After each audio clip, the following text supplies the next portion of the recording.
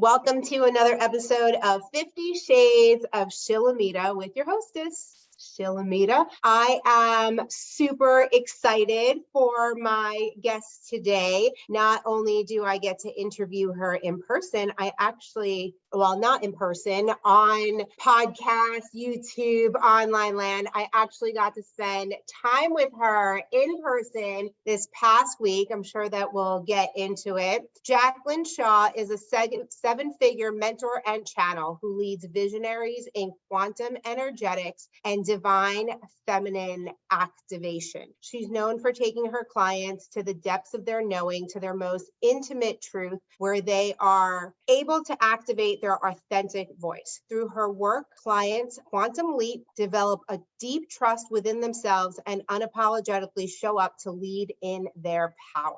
The projector in her sees what you can't yet see. Together, you bring it to life. Please welcome to the show, Jaclyn Shaw.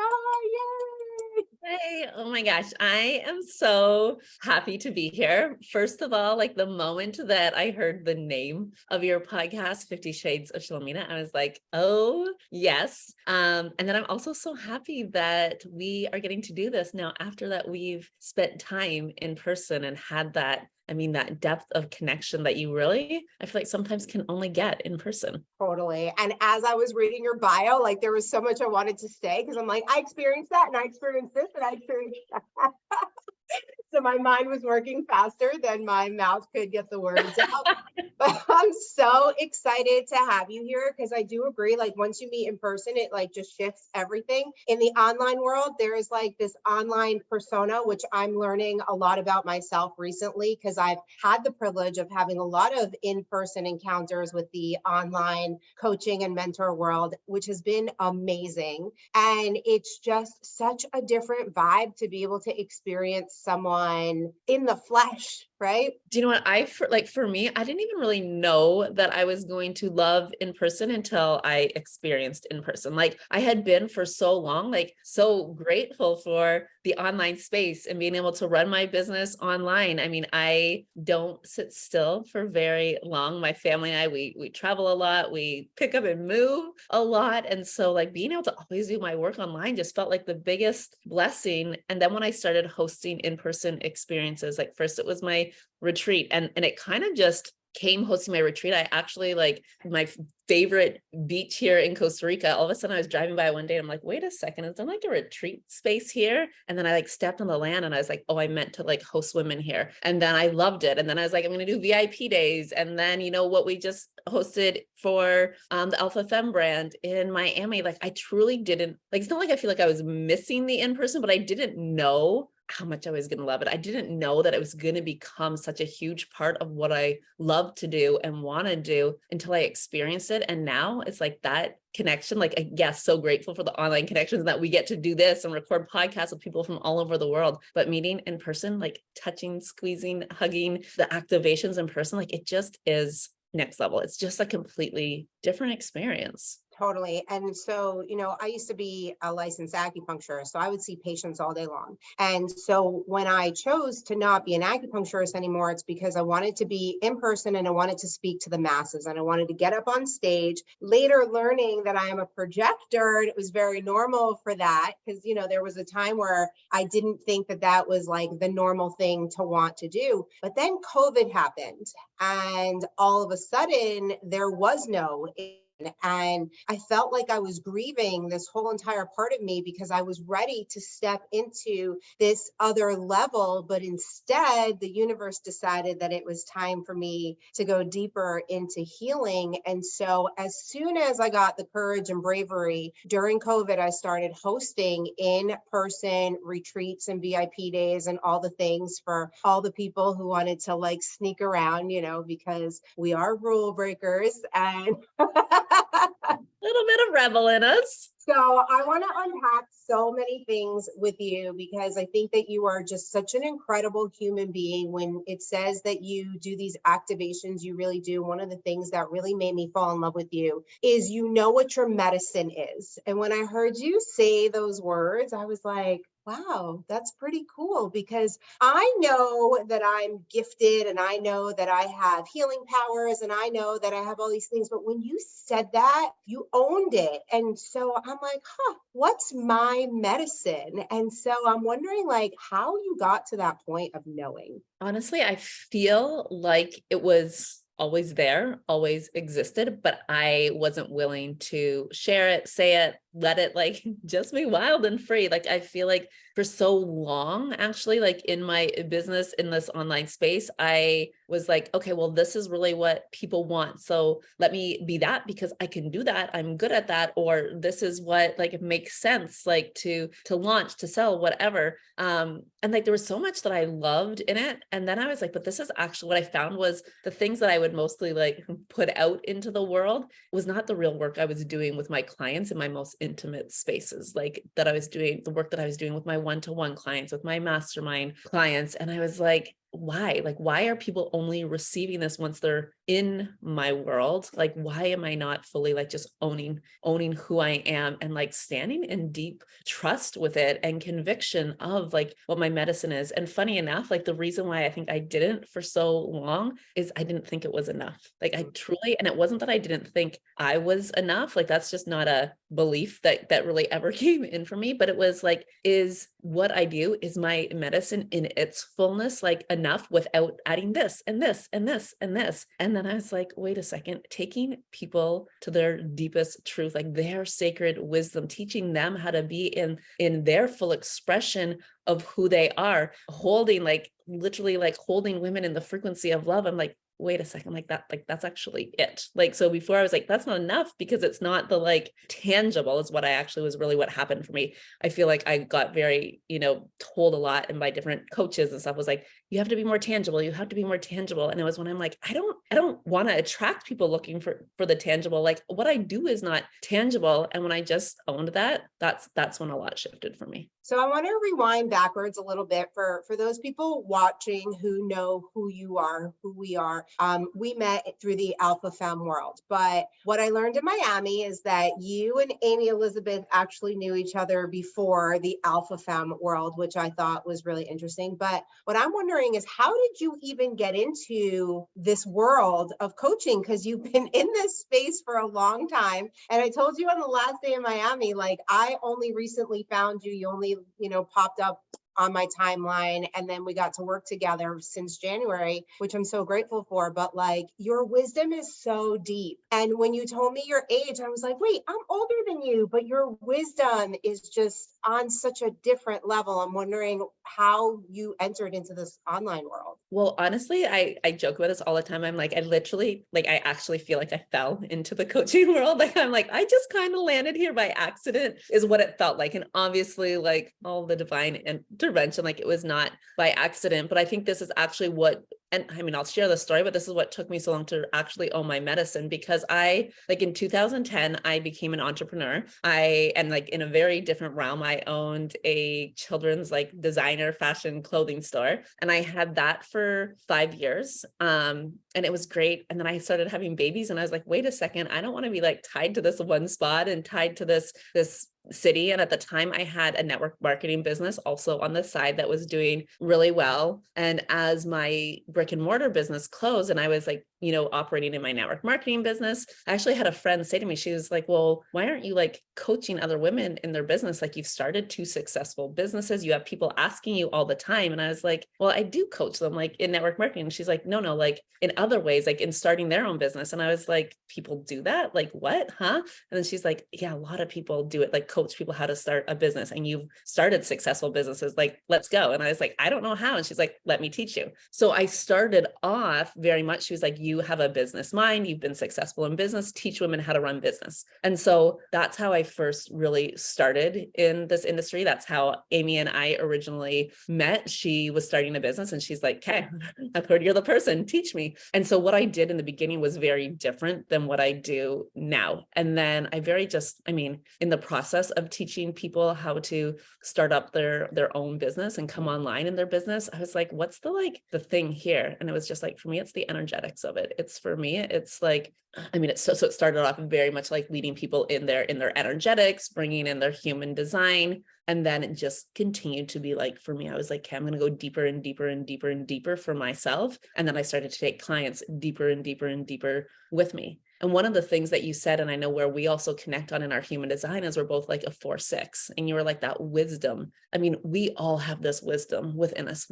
And when I say this wisdom, like we all have our own unique medicine, our own sacred wisdom. I definitely even when you said, when COVID entered, you thought you were going to do this. And then it was like, time to heal. I mean, this is very line 6, right? So I went on a deep dive spiritual healing. I call it my spiritual smackdown 6 or 7 years ago. And it was like deep, hard, fast, and just like opened me up to so much. And I was like, once I experienced like the God within, once I experienced like the connection with my soul and through the divine, I was like, there just was like no going back. You are living the dream. I come from the realm of crunchy mamas. So just to take the family and whisk away to Costa Rica, I'm sure my listeners are like, wait a second, I want to do that. So you're from Canada originally, but you landed in Costa Rica. How did that happen? I mean, I always, like from the age of 12, knew I was going to live on a beach. I knew that I was going to raise my kids on a beach. And I come from a super small town in Canada, like 3,000 people. And I mean, most people still live there. My 3 sisters like live in the same block as each other. So it's like, this was very foreign to most people in my world. And just like I said, I accidentally fell into the coaching industry. Like, I feel like I accidentally moved places. I came here when my daughter was 10 weeks old. I traveled here with her and my son, who was 2.5 at the time. And I just loved it. And I messaged my husband and I was like, I want to be here for the winter. And we made it happen that winter. And then we went back to Canada. We were living in Toronto at the time. We went back to Canada. We ended up driving across the country to BC at one point in time. We're supposed to be there for 6 weeks. And 5 years later, we had never left. And then COVID hit and I was like, back to Costa Rica we go. And then my family just thrived here. My kids love it here. We've unschooled our kids and then found a school here that like supports, and it's an outdoor school and a theater school and nature-based. My son like surfs pretty much daily, loves it. And I was just like, I don't know. I just always knew I wanted my kids to grow up in a place that they could just like fully be who they are and not have like, I don't know if like restrictions is the right word put on them, but like not feel confined at all. And so I think this is why I always knew like beach life was going to be it for us. Yeah, I love that. Before I met Ben Lover, I was heading south to the Jersey beach, but I was heading towards a beach. And now I'm like, you can't even get me to go to the Jersey Shore. I'm like, put me on an airplane. I'd rather fly anywhere in the world to any other beach. But I love that you live like this unconditional lifestyle. And I feel like we probably have a similar parenting style where we let the children lead and guide the way. And that's been definitely difficult for me most recently. And in the mastermind that we were in together, some of the stuff that has gone on in my family life. But, we get stuck in this conformity of children are supposed to go to the public school system from whatever time, raise their hand to go to the bathroom, learn math like everybody else, learn this like everybody else. And we're kind of doing things our own way. And unschooling, I think, is incredible. My children did Waldorf school for the years during COVID. And so my little guy was in an outdoor school, but in New Jersey, we have 4 seasons, sort of. And I remember it would be like monsooning snow, and I would be there with my umbrella, like, bye, Bennett, have a great day. Yeah. I mean, that's what it's like for us when we're in Squamish. Like when we're in BC, when we're in Squamish, like the kids, like some days I'm like, really? Like you're gonna be outside in this all day? But they actually They love love it. it. They get like bundled up and in their rain gear and they love it. Actually, the funniest, like the hardest thing about being here is that they love that school, their nature school so much in Canada. That first coming here, they were like, they love Costa Rica, but they love that school. They love Yeah. being inside. They love being in the wild. They love learning from nature. Isn't that funny? Because people will look at me and be like, you're crazy. I can't believe you did something like that, but it's just so out of the box. And, with my little guy, he's now 8 and he's in second grade technically. We switched our homeschool pod. So now they're more in like a school setting. And so we were told in Waldorf that if we were to switch them over, that they probably wouldn't be able to catch up. They would be very behind because play is more important than reading and writing. But I'm watching him flourish this year. And like now he's reading everything and he's writing and all the things. So for those people who are listening and watching and are afraid to pull out of the school system, but deep down inside that that's really what you want to do, I encourage it 10,000% because eventually they will read. Right. And eventually they'll know all the things that they're supposed to know. But how did you know that this is how you wanted to parent? Were you parented this way or did you grow up in a different kind of setting? No. No, as you were saying that, it's funny too, because I actually had friends at the beginning of like COVID when the schools shut down, because they were always so curious, like, what do you mean you unschool? And they're like homeschool and all these things. And then they were like, wait a sec, did you like manifest this for the whole world that none of our kids can go to school? They're like, whatever you just did there, like, no. But I don't know. Again, like just from a very young age, I knew I didn't want to have my kids in the school system. And it's so fascinating because I've been asked a lot, like, oh, was school not good for you? And I was actually the type of person and the type of learner that like school is designed for. Like I like got the best grades, like school was great for me. But I think I always really saw the kids that it wasn't good for. Like I was literally the person, I remember like my grade 6, 7, 8 class getting sat beside the like troublemakers, like the bad kids, you know what I mean? Because I just had like that compassion for them. And so I think I also like really I saw my sisters who like, I didn't need to study for a test and I could just like that, and that they really struggled. And I saw how it affected their confidence and their self-esteem. So I just kind of felt like there's gotta be a better way. And I knew I wanted to unschool my kids, which like, so not my husband, his family, like he was raised in boarding school. He's like, what the fuck is unschooling?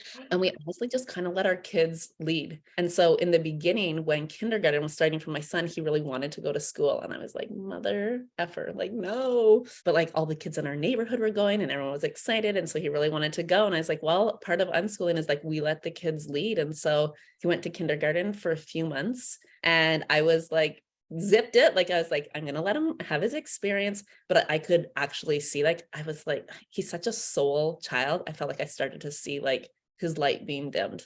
And then he came to me like one day, like 3 months in school. And I mean, I was very much like, let's go to school late. Let's not go some days. And like 3 months in, he's like, I want to try that, like maybe try that homeschooling thing that you like talked about, or maybe try that school outside. And we did, and he loved it. And then it just like never turned back. And then my daughter would like, I volunteer at their school and she would come with me and she's like, I want to go here too. And then it just like kind of was never like, it just became what we did.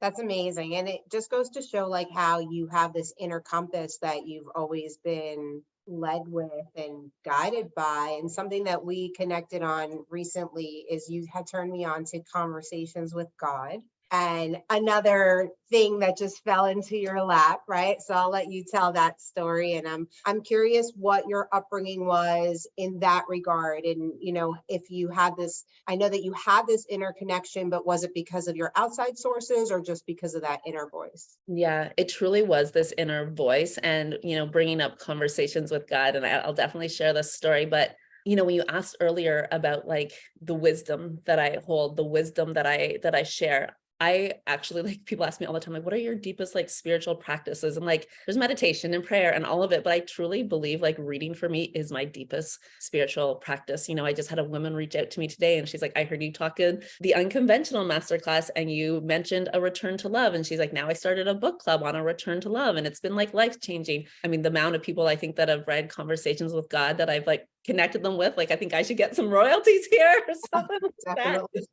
But the power of like reading books like this for me has always been like, I read and it feels like it just like resonates. It's like not even like I'm reading something that's like so like new to me. It's like I just like immediately feel like the depth of it. I feel the truth of it. I feel like it's just in such soul resonance. And so that's why, you know, books like Conversations with God, A Return to Love, Mary Magdalene Revealed, Interior Castle, like some of the most powerful books for me have been. And I truly, you know, believe that these books kind of showed up in my world in ways that you can't even make up, like Conversations with God. So my upbringing was Catholic, you know, went to church every Sunday, and a good Catholic girl, and got told like all the things that were going to send you to heaven and all the things that were going to send you to hell. And I was about 11 years old when I turned to my mom and I was like, I'm not going anymore. And she was like, what? And like, I mean, family that was raised like in Catholic schools by nuns. And I was like, I'm not going anymore. She was like, why? And I was like, I just can't believe that there's someone there that's like going to tell me that I'm going to go to hell if I like swear, or if I like do this, or if I that's like what my 11-year-old could comprehend at the time. And so then I have my 3 sisters, and they're like, she's an atheist, she's all these things. And I'm like, and I was like, no, I believe in something, but just not this like judgmental God that like I'm taught to fear. And so I did for a long time, like kind of go away from any type of like religion, prayer, spiritual anything. And then when I was like 17 or 18, like it started to kind of like bubble for me, and like prayer came back into my life. And then I feel like I dabbled. I would like toe dip for the next, I'm going to say maybe 12, 15 years or so. It was kind of that like, okay, I'm going to like pray and like go there and be like, you know, when it's like, I've got nothing else, when I'm like at rock bottom. But then when things were good, I was like, I'd forget. And then through what I call my spiritual smackdown, which I was like, I feel like was no option again into like really doing my own healing, that connection with the divine, that connection with God, and just like finding again, like taking the power of God as something like outside of me and a judgment, to like truly finding the God within, the power within me, the divinity within me. That's so beautiful. What I loved about Conversations with God is page 11, like described me to a T, like every one of my thoughts. There was literally sentences in the book that I was like, I've said that before. Like I've said, Right? like, yeah, I felt like the book really understood me. You know, it was like, I wasn't so much learning something totally new. It was like, oh, like this feels like home, right? Because when I was 23, the first thing that I found in spirituality was Kabbalah. And what Kabbalah teaches is that the God is within, that we all came from the divine. And so we all have the power, and we are all miracle creators. And so I've always carried that with me. So that was very natural for me. What I learned through Conversations with God is that I didn't realize, and maybe I was just naive to this because I guess I understand it, but I really didn't realize that a lot of religions are teaching this fear, like people fear God instead of like knowing that there is this love and this connection, and there's always forgiveness, right? And so recently with my turn on to Jesus, like, and all the things that I'm learning about Jesus, I'm like, Jesus is all about forgiveness and love, right? Like he was friends with the sinners. He wanted to hang out with the bad people. And it almost like, it confuses me, because then if you look at the religious sector, the people who preach about Jesus, it's like they're not seeing this big picture of forgiveness and love, which is what it like all comes back to, right? It's like, I'm sure Marianne Williamson is the same, right? The Lead Me Back to Love, all of these books and these spiritualities. And it's like, for me, the main message was always gratitude, right? Like everything that I learned and studied was like, be grateful, appreciate, gratitude. And now it's like forgiveness and love. Well, this is something for me too. Like this was such a massive part of my journey. And again, of course, in our like line 6s and how we're here to lead and be the role model, it was like, as you were talking there, all of a sudden I was like, this event that like just came through so clearly of like, of course, this was a part of your journey. Of course, this was a part of your journey to lead you into someone who can have these conversations and lead people back to love and forgiveness and trust. And even a lot of the work that I do and begin with women is like, self-forgiveness, because we have these moments and times where we've betrayed ourselves and we hold on to this energetically. And when I say betray ourselves, I know like the word betrayal can be like sound big, but it's like every time that we don't listen to our intuition, we betray ourselves, and our energy remembers, that's stored in our system.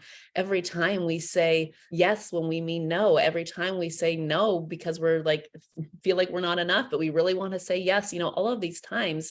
And so to be able to like really trust ourselves and trust our sacred wisdom, like the self-forgiveness piece is huge. In this conversation again about this like return to love, this return to God, this like seeing Jesus as love and forgiveness. I did have this like kind of struggle. And like I said, when I was like dabbling in and out of my own beliefs and what I felt, because the power of prayer was so powerful for me. I mean, I could tell you like miracle story after miracle story after miracle story and like wild, like miracles through prayer. And like I used to pray with my mom and my sisters like every day and at the same time, and we would be like at opposite sides of the world, and there was just like so much magic there, but yet the word God was still so triggering to me. Like I was just like, what? And then like a couple years later was when I was in my spiritual smackdown, after I'd really come back to prayer and read A Return to Love, was like the first book I read. And I was like, she said God so many times. I was like, okay, I just gotta like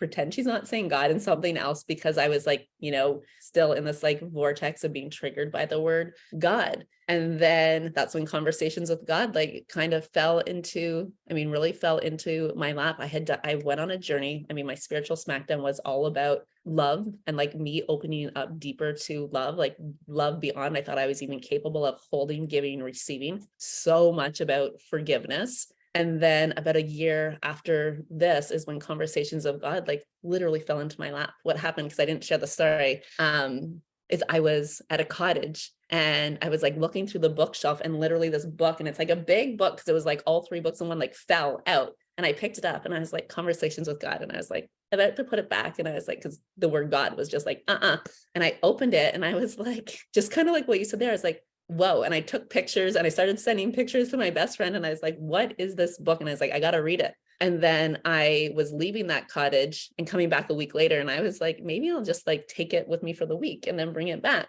And I was like, oh, maybe I shouldn't, it's not my book. And I left it there, but I had posted pictures on Instagram of reading it. And the owner of the cottage followed me on Instagram, and she actually removed the book from the cottage. So it wasn't there when I got back. And so then I had to buy my own copy, and it's literally sat on my bedside table ever since. Like I travel with it. It comes pretty much everywhere with me, and it's big. My husband's like, really? Like this is coming again? And I'm like, it's been like, yeah, it's just been one of those books that like just changed so much for me. And any day that I'm like feeling, not me or not that connection, like I can just open it up and read a paragraph, read a page. And I feel like it reminds me of like who I am, who we all are. And that's really the message that I've been getting recently is remember who you are. Remember that you're here. Remember that this is about the experience, right? We're here to experience and to feel. And we spend most of our time here trying not to feel, right? And we go in and out of like these spaces. And the forgiveness piece was so big for me. I actually feel like the forgiveness piece is what made me become so beautiful, because I think that when we betray ourselves and we have shame and guilt and all the things, our outer appearance starts to mirror our inner shame and guilt and all the things, right? But then when you start to forgive yourself, like layer by layer, piece by piece, like the inner light starts to shine through. And I feel like I'm aging backwards. And I feel like that's part of my secret, because somebody, in posting about Jesus recently, somebody reached out to me and she was like, I love, your recent revelations and all the things. And I wish that I could be more Jesus-like and practice radical forgiveness. And I was like, oh, well, that makes me Jesus-like, because I practice radical forgiveness. It's like, I understand that people are meeting me where they are, right? I used to be that person that had really high expectations of where I needed people to be. And when I took away that expectation and started meeting people where they were, I realized that not everybody has experienced the same things that I've experienced. And so they're going to do things, they're going to lie, they're going to steal, they're going to cheat, they're going to do all the things that the commandments tell them not to do, because they think that they're going to be forgiven by, whatever they believe. But the forgiveness has to come from within. It's like you need to be able to stand in front of the mirror and I love you, I forgive you. Those are the most powerful words you'll ever say. 1000%. And I feel like as you're speaking there, like this is interesting because like for me now, I feel like that's all that I know God, Jesus to be is like love and forgiveness. And so when you said that there's like this whole like fear based around it, like I almost like forget that sometimes. And then I like have this memory or this reminder and I'm like, oh yeah, we're still here. So many of us like in thinking that there's like, yeah, like, the judgment, the punishment, all of the things that come along. I mean, you exude confidence and strength and courage. And I feel like those are qualities that I exude as well. And it's in this knowing, right, that we have this connection and it gets to a point where it's so normal in my everyday life to live in love and forgiveness that I kind of forget what the rest of the world is like.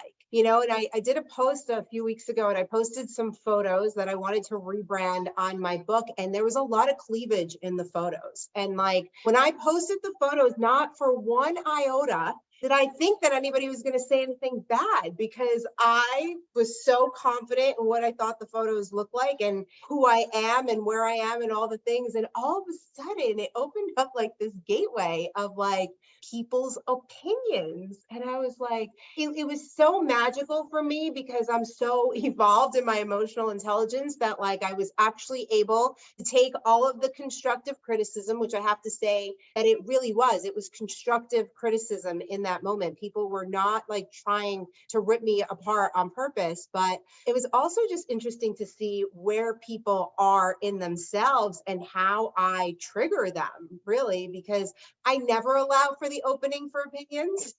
Like that's like a strong boundary for me because I love who I am and I love my life and I don't need to hear all of the outer noise. So what helps you in your strength and confidence and showing up as you are?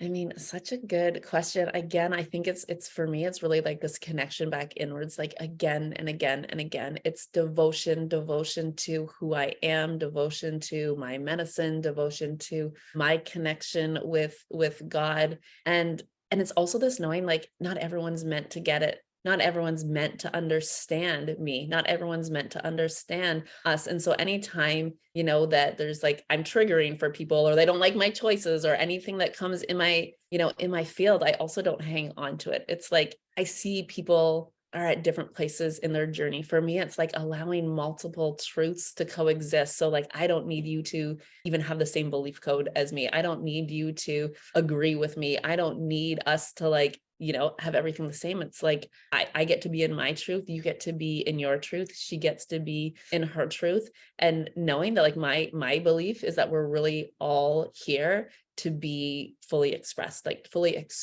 as who we are, to discover and rediscover who we are, to remember who we are. And so that's going to look different for everyone. So for me, it always comes back to like, me first, like frequency, like I always say, like frequency first, like my frequency first. I look at it as like, how is this affecting my energetic field? And I know when I am like in expansion and expanding in my energetic field, it's like, I'm willing to speak my truth no matter what. I'm willing for it not to make sense. I'm willing for, I actually shared this the other day on a mastermind, and it was just like the fact that I'm willing for it to be like, for me, like I was serving in this mastermind. It was like such an incredible mastermind. And it's like, I do this for me. I do this so that I get to experience my medicine through leading you. I experience my connection with divinity. And so like, yes, you get to receive from it as well. But like, I do it for my expression of who I am in my soul. And that's the way to do it. It's to go inward, right? Just go inward, connect, remember, and just know we're all meant to live very different lives. We're not meant to be like other people. So you really have to quiet that outside noise, because your mom is not going to understand your journey if she's not on the same journey, even though she birthed you, right? But people have a really hard time with that. It's like, well, I've been best friends with them since I was 5. Okay, but now it's time to go part ways. And Yeah. that I like think I whole also, yeah, I've also just like never had like, I've always just been someone who like I feel so deeply in what I feel inside that it's like I'm like not willing, like I'm not willing to deny my soul. I'm not like, it's like I'm just like there's such a strong knowing that I mean, I did go through years of betraying myself and like no more. Like once I did the healing work, once I dove into my own spirituality, there was like, yeah, there's no more willing to betray myself to please anyone else, to accommodate anyone else. It was just like, again, so it's like just standing in my strength and the power of who I am in that depth of conviction. And then I know you and I like also like chatted about this a bit on the yacht. But I don't know if this is like a huge factor. Like obviously I'm really tapped into human design. I do have like, this is where you and I differently, we're both projectors and 4/6. I have 8 of my energy centers defined. So I just have my undefined sacral. And I truly don't think I've picked up a lot from outside me along my journey. Like I don't have these open energy centers where I've collected, taking on other people's energy either. So that I think has also really allowed me just to like, I've always been very much like, this is who I am, stay in my own lane, like knowing what I want, knowing who I am. Yeah, learning about human design, and I have a lot of open energy centers, and so along the way I've let a lot of people influence me and lead me. And even my husband and I, tomorrow is 12 years since we first met, and it's like a full zodiac circle, and I love to reflect on like where I was and who I was and how we've grown over these years. And in the beginning, it was like I needed to really quiet the outside noise, because if I didn't, people would have separated us, right? And he used to say to me, time will tell, like our love is strong enough, like people will just need to wait and see. And they were the most powerful words that I'm now using with my children and other things. But, people are not on your journey. And those first years were so hard for me because I was so worried about what everybody else thought about my relationship, about our appearance, about what we did, what we do, and all these things. And it's like, like I said, now my boundaries are so strong that even like my mom doesn't say anything to me, but once in a while when she does, boy, does she have a lot of things to say. And I'm just like, Mom, can you just like enjoy life? Like I'm enjoying my life. Like nothing is wrong. Everything is okay. But people create like these versions in their head of what we're supposed to live like instead of just living. And like, it's the ultimate freedom. Like there was a point that I thought ultimate freedom was having a lot of money in the bank, but that's really not it. You can have all the money in the bank and not be free at all because you're too busy listening to what everybody else thinks. And like the ultimate true freedom is being able to show up and be like, I don't care.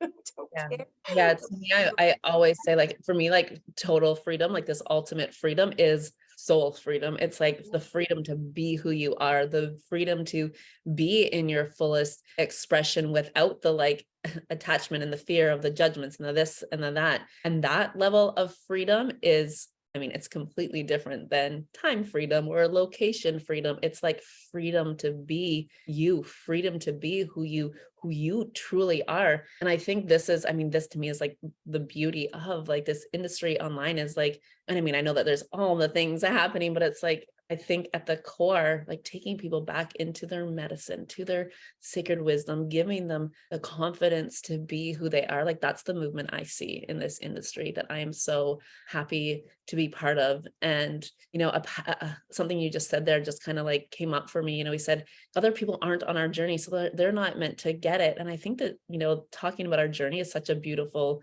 thing because people aren't meant to understand all the choices you make and the decisions and how you live and all the things. And yet our journeys, our sharing of our journey, our storytelling is like such a deep connection point for people. And sharing stories, sharing the bits of stories we've got to share here today. What I often always find too, it's like I can connect in with you through your story, through your journey. Even if our journeys look nothing alike, you can say one sentence and I'm like, that's where we connect. You can say one thing and I'm like, oh, that I didn't have that same experience like on the physical plane, but I experienced this feeling in this way. And like, you know what I mean? Like we connect through these like little bits of stories. And so when we open up to just like be willing to look through different lenses and tap into people's journey in that way, it's like, it's beautiful.